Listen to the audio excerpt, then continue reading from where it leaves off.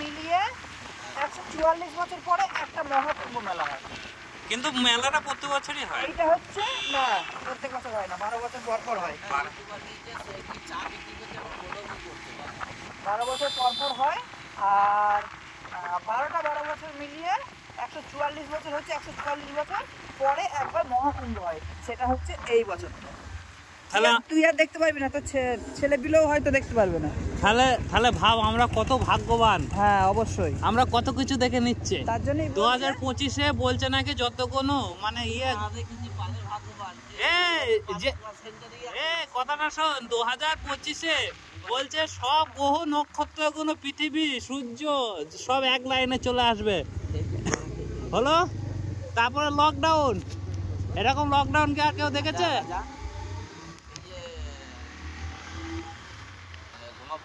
তারপরে আরো শোন, ধোঁয়া পরীক্ষা বলতে মনে পড়লো, আমার ধোঁয়া পরীক্ষা নেই তো।